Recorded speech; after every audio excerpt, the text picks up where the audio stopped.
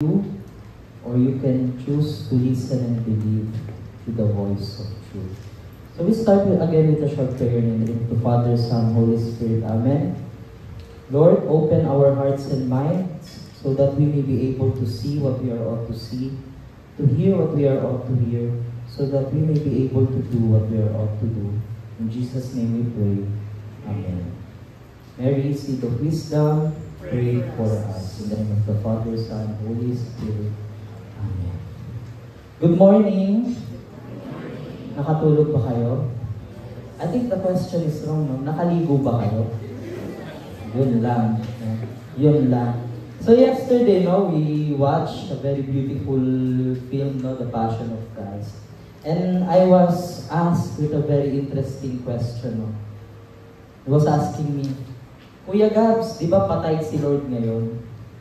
So, sinong kasama natin today? No? So, we entrust ourselves today, no, in the hands of her mother. We are under the mantle and protection of our dear Mother Lord. Now, for those of you who still do not know me, it is your loss. Hindi, joke lang. My name is Kuya Gabs. I am a missionary disciple from the community of Pansol.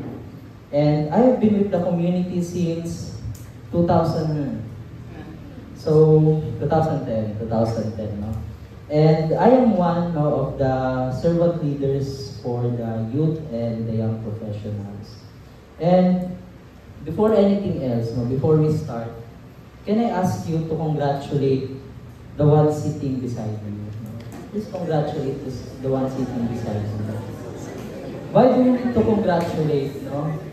Kasi, for us, no, for being able to be here, no, to have these spiritual exercises for 2 days, no, now entering the 3rd day, no, despite of the challenges, no, kahapon we were watching the film, somebody is singing outside, no, and then today, no, the challenges, we don't have the water, yet we were able to manage, no, and of course the unfamiliarity, no, we are basically amongst strangers yet, no? Hindi pa friends. Hopefully, no?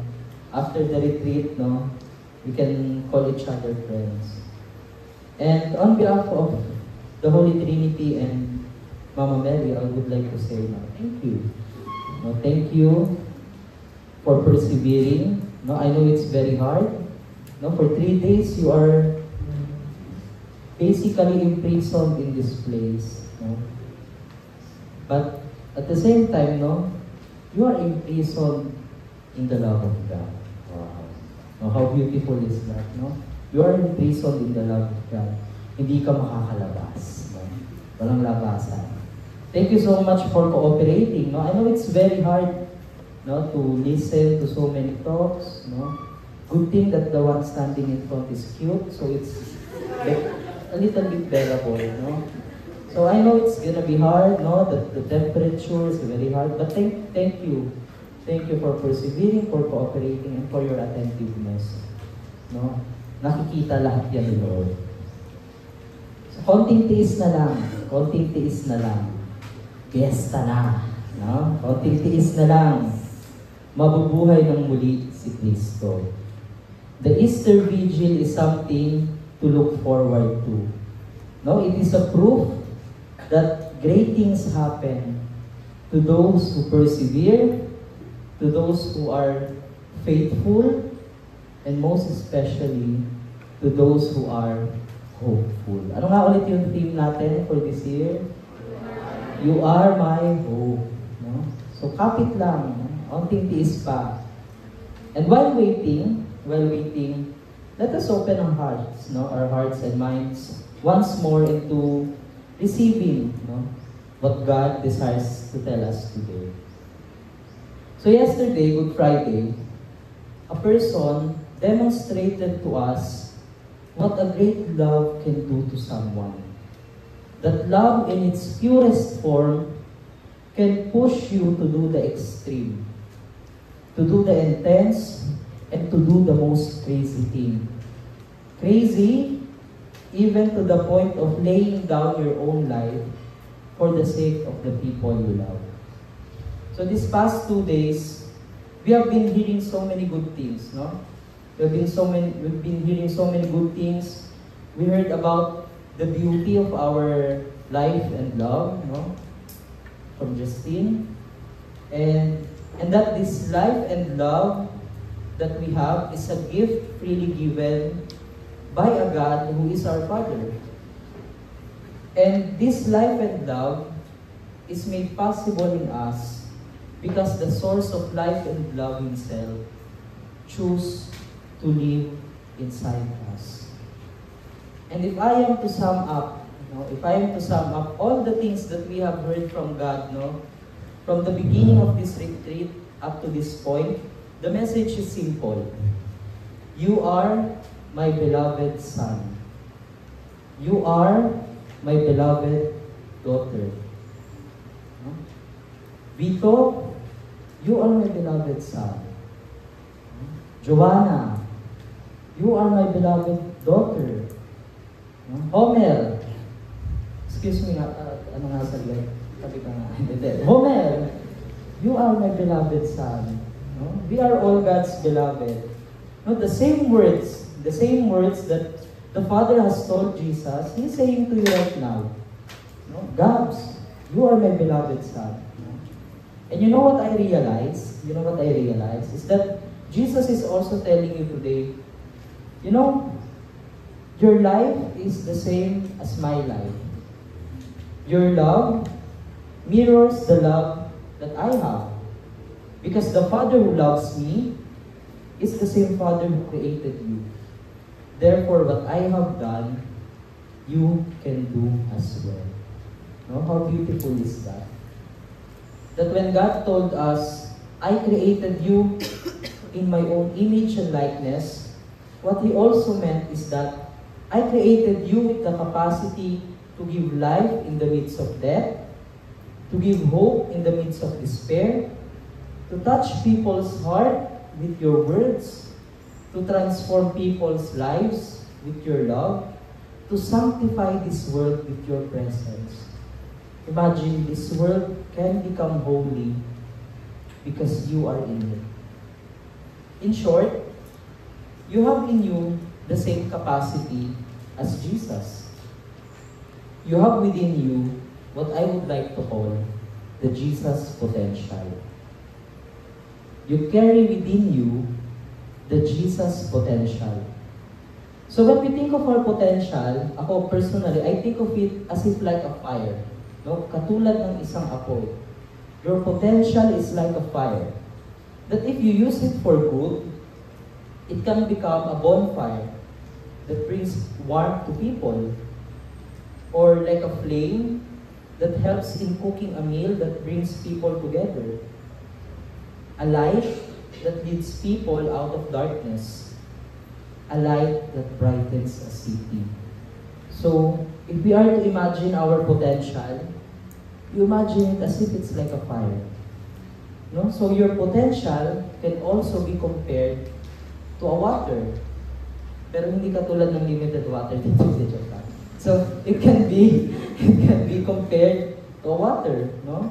A water that quenches the thirst, a water that cleanses, or like a well that provides water to a community, or like an irrigation system that nurtures a farmland. It can also be like a water, no? Na it really gives life. But so as a flame that brightens a city, it can also become an uncontrolled fire, no? That burns a city as well. And so as a water that nurtures the land, it can also become a flood that destroys. So you carry within you a great potential that can either give life or death if become corrupted.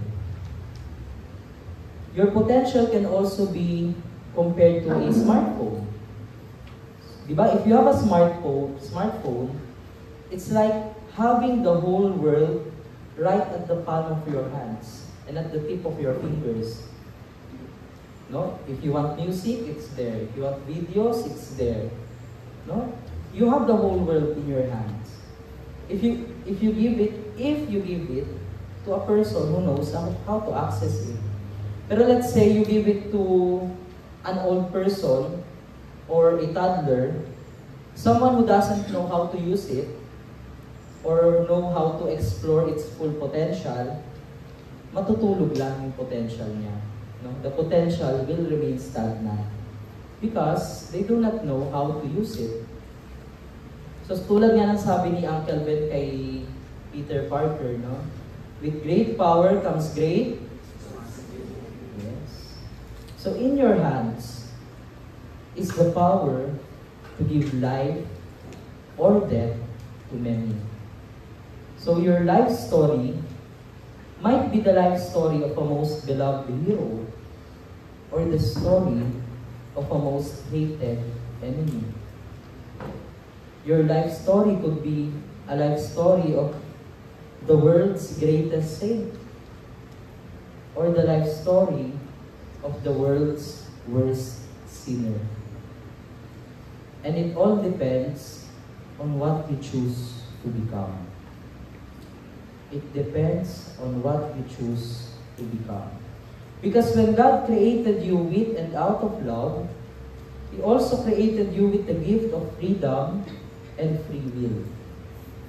Therefore, what you will become depends on how you will respond to the freedom that was given to you.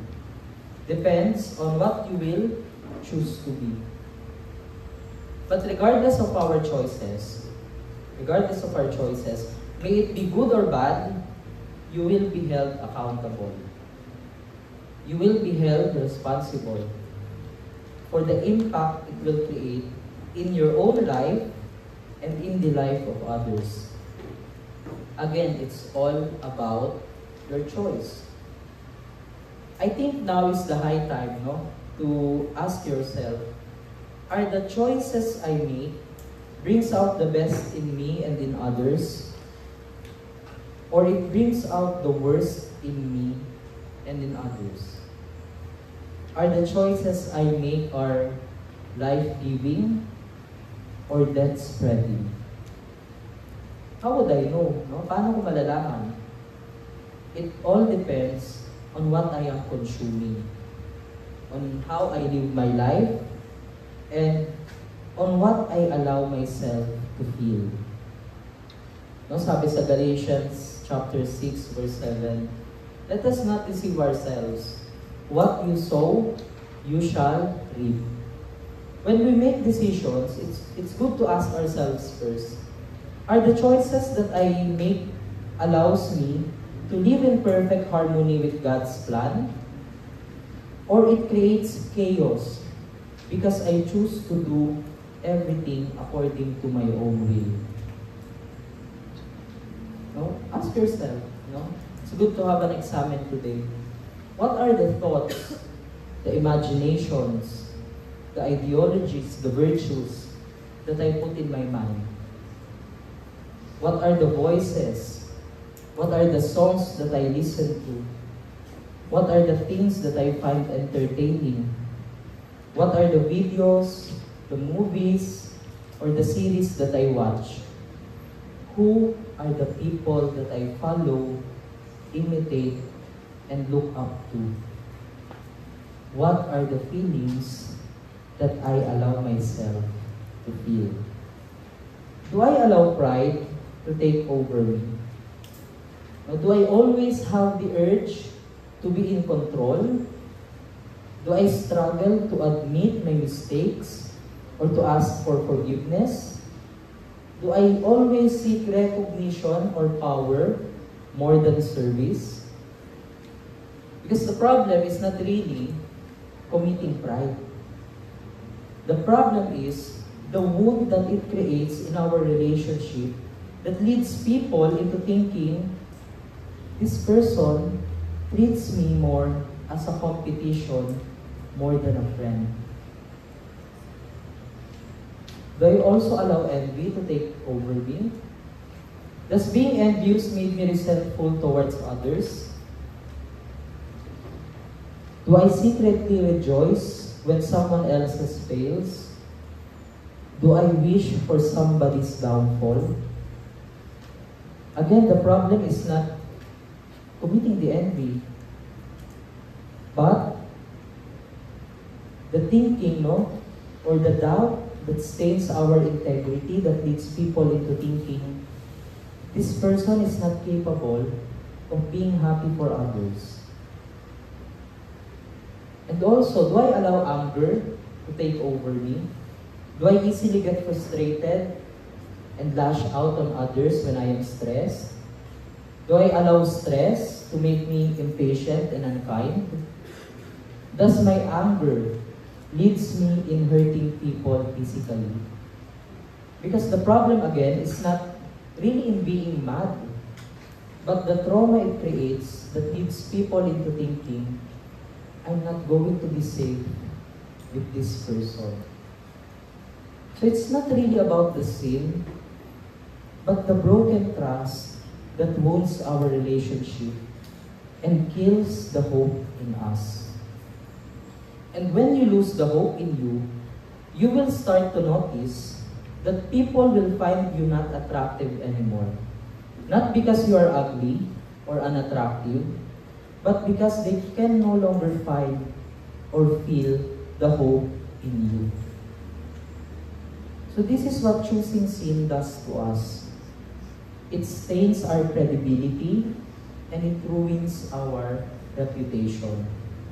And then soon you will realize, people will start questioning you, doubting you, and then they will disconnect with you, and then eventually they will leave you.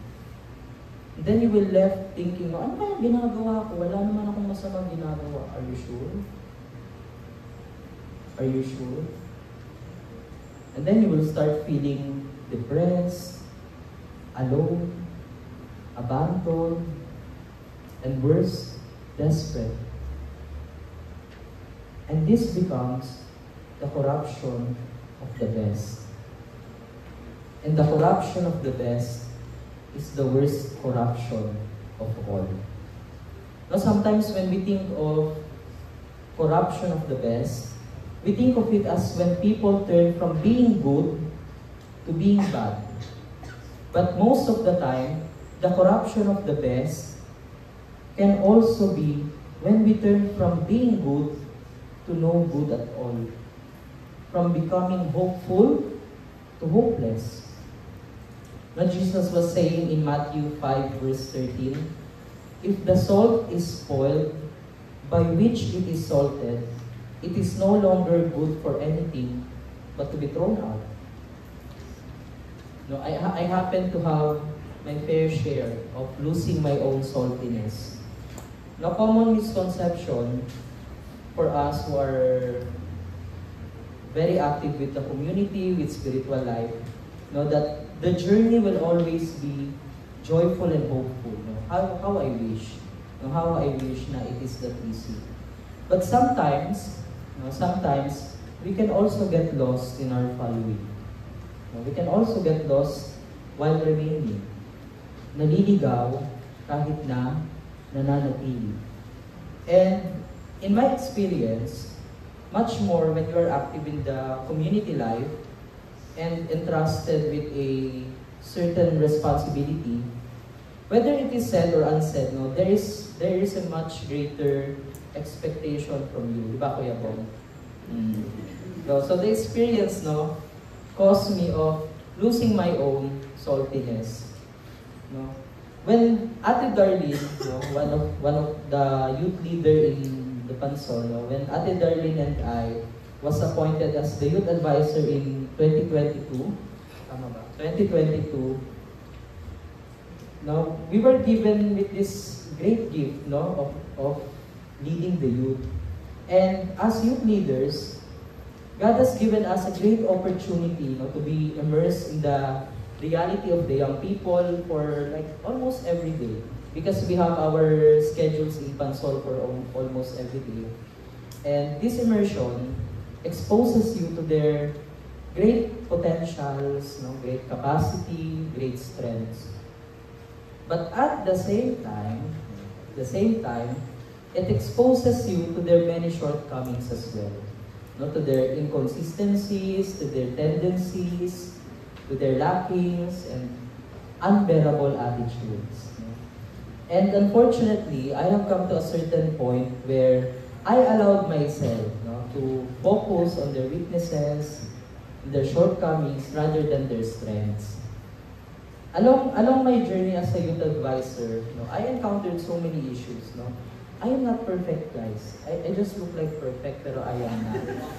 And then, I encountered so many issues, both personal and relational. I reached to a point where I started questioning whether I have wasted my life in the service. For those of you who are serving, maybe you already had this dilemma. I started thinking whether I'm still wanted in the youth reality. I started comparing myself, my leadership style, my effectivity with the previous advisor, Jello. In my prayer, I was telling myself, alam ko na yung pakiramdam ni Pope Benedict nung pinalitan niya si St. John Paul II. Jello is everyone's idol. He is also my personal idol. He is a rock star. He can do anything. I'm just cute. Face value. That's all. So I started thinking whether I can really contribute something. So I have these personal dilemmas, steering within me. And little did I know that my being so focused with their shortcomings will also lead me into focusing in their shortcomings as well. So I started becoming aggressive towards them. At first, I was very understanding. Because I know firsthand how challenging it is to balance your school and community life. And I'm very grateful with these young people, because they're still exerting their effort to come daily. But then I noticed, I began questioning their commitment, their motives, their dedication. I started to base their commitment according to their attendance. So I started to label according to my own criteria who is committed and who is not. Who is deserving and who is not. Who is useful and who is just a liability. Yung mga pasakit lang. Ay, dito pala. But the worst happened. The worst happened when I started projecting these frustrations towards them. I'm very much close with these young people here. But when I assumed the position of being an advisor, I noticed na this title or this assignment, it created a wall between me and most of the youth. We all know na yung mga positions, these titles, it creates a wall between the appointed and his people. So it creates a wall that both is healthy and at the same time challenging. So before, when they are frustrated with Jello, they will go to me and they will rant out to me. Now, when they are frustrated in me, they will go to one of the ates, for example, si Elaine, and they will rant out all of their frustrations towards me. And that time, I felt so betrayed. I felt backstabbed. I felt disrespected. I was telling myself, how come they cannot tell it to my face? They're very plastic. I was telling my friends, And so what I do, to be able to vent out also, I call my two beautiful ates. I call my ate Elaine, my ate Nika. And then I told them, I was telling them, gusto ko munang magtampo. For many years, I have allowed myself to be radical, to be understanding, to be mature. This time, gusto ko munang magtampo. And I remember what this great philosopher, Nika Marie, told me. Gabs, this is the same to. Gabs, kapag kuya ka, wala kang karapatang magtampo. Kapag kuya ka, wala kang karapatang magtampo. It sounds so noble, It sounds so noble. Pero I just shrugged it off. No, hindi ko pinansin.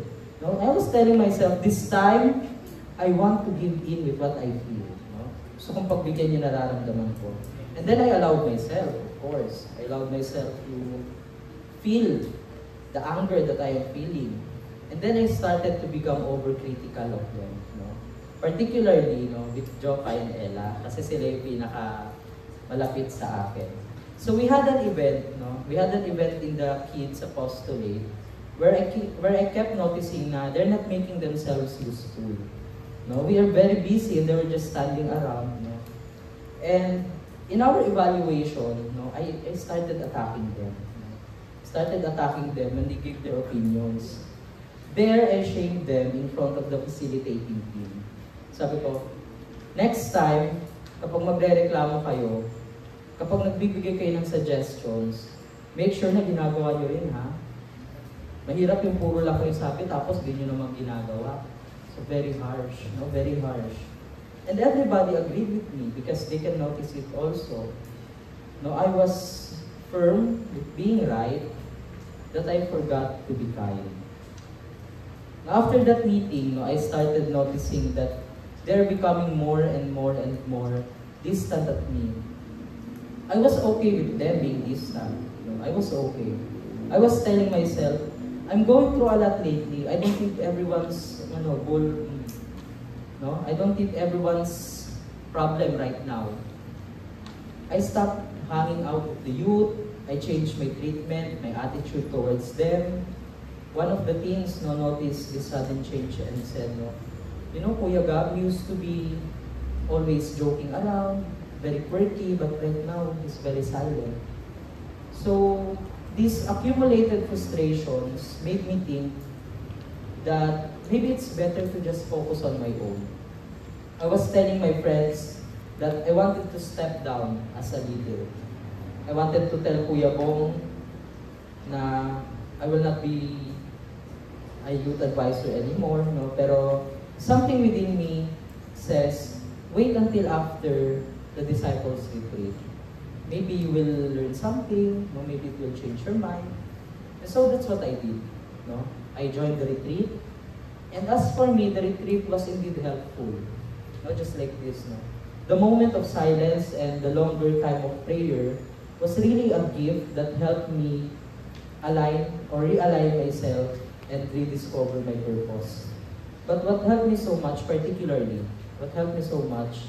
are the realizations that mysteriously comes up in me in the middle of the Mass. When I was praying for this particular situation and dilemma, I heard a voice that said to me, you used to be like them. You used to be like them, yet you are still my beloved. You are my beloved, Gabs, even if you are just attending for the food. You are my beloved, Gabs, even though you're just attending because you are with your friends. You are my beloved, even though you haven't really loved me yet. And if I love you, despite of you being challenging to love with, why do you find it hard to do the same? They are also my beloved. I left the chapel feeling ashamed, yet with love renewed. And the first thing I did after the Cebu retreat was to make a confession. And after the confession, I made the self-imposed penance of making sure that I'll get to talk to these two young ladies. And I asked them out to talk about what might be the problem with me, and took the chance to explain also what I felt and ask for their forgiveness. And what struck me the most was yung sinabi ni Ella sa akin. She opened up that yung conflict namin had really affected both her prayer life and her community life. She told me that she was struggling to have a quality of prayer. Kasi in the moments na she's trying to pray, ang sabi niya sa akin, ikaw lang yung lumalabas sa isip ko. And she said to me, I was already telling them that I will stop attending because I don't want to see you. And I remember feeling completely guilty about it. About the fact that I continued to allow myself to be emotional, and also feeling guilty about the fact na I could have become a reason that someone will leave the church. And the worst is, someone will abandon their prayer life. Ikaw ba? Have you experienced the same problem with your family, with your friendships, workplace, where you allowed yourself to be emotional and selfish? Where you intentionally delayed your forgiving or asking for forgiveness to the point of losing the relationship? Have you allowed yourself to join the bandwagon of ako naman muna mentality, or the worst, yung cancel culture, or yung cutting off mentality? Let us not forget, from the film yesterday, Jesus himself is a victim of this mentality. Us young people, we really have become a throwaway generation. We always fantasize about old people's long and lasting relationship. Yet, when it comes to our own relationship, when it becomes uncomfortable, when it becomes challenging or unbearable, the easiest solution for us is to let go. We always want what is easy and instant. That's why our relationships are instant as well. Easy come and easy go. And this particular experience that I had, this experience made me realize how important it is to take care of the life and the love within me. Because we are not just any ordinary people. We should refrain from undermining ourselves, from playing little or underestimating the influence that we hold in other people's lives. We are influencers, guys. We have so many people, so many eyes looking at us. And when they look at us, they expect to see something, or should I say someone, from us. And we owe it to God and to the people around us to take care of the life and love within us. I will take care of my love for you. You take care of your love for me. And we can only choose the best choice by taking care of the voice within us that calls us, you are my beloved. And as for me, by taking care of my prayer life. Because I refuse to go back from being my previous self. It's scary. To be a reason that someone will leave the church because of you. It's very scary. And so I have to take care of my prayer life. I have to take care of my prayer life. This experience made me realize, what was the Deuteronomy chapter 30, verse 15 to 20 was saying. See, I set before you today life and prosperity, death and destruction. Now, choose life, so that you and your children may live, and that you may love the Lord your God. Listen to His voice and hold fast to Him. So we have in our hands a great potential for either life and love, or death and destruction. We can either be a person of life-giving or death-spreading. But the Lord tirelessly reminds us. The Lord tirelessly reminds us, because within us, within you, is the hope that the world needs. Most especially in the situation of the young people today. Many young people like you needs to know that they have a great potential within them. You have right now in your hands a great treasure. And this treasure is the knowledge that within us, within each and every one, lies the hope that the world needs. The hope that the world has been longing for. So choose life. Because the young people of today, especially those you know who are not here today, they are drowning. They are drowning with so many voices that floods them and confuses them. They are bombarded with lies that tells them you are not good enough, you are not pretty enough, or talented enough, or intelligent enough, and that your life is little less significant or relevant. They are drowning. They are drowning. Some because they choose to listen to this voice, but mostly because they don't hear voices that tells them otherwise. And they need to hear those voices. They are being carried away like dead fish by the strong current of this world. But you can make a difference by living out your truth and making the radical choice of taking care the life and love that is within you.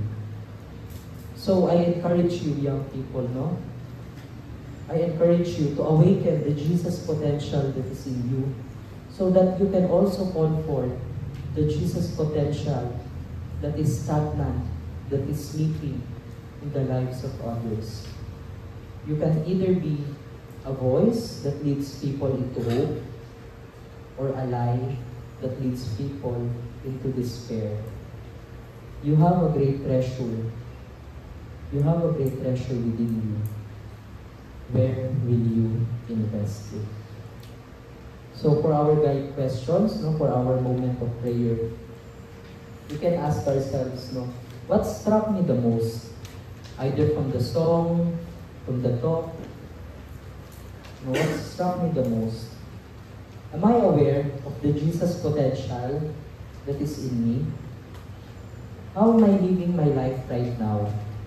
Are the choices that I make allows me to live in perfect harmony with God's plan? Or in chaos according to my own will? How do I take care of the life and love within me? And where do I invest my potential? So there's no need to write these questions. Ate Nika will be giving out the handouts, so you can write your prayers there. You can go here, in the garden. But I encourage you, to remain seated, in front of the crucified Christ, Talk to Him, Converse with Him, Allow Him, to awaken the Jesus potential that is in you. Glory be to the Father, and to the Son, and to the Holy Spirit.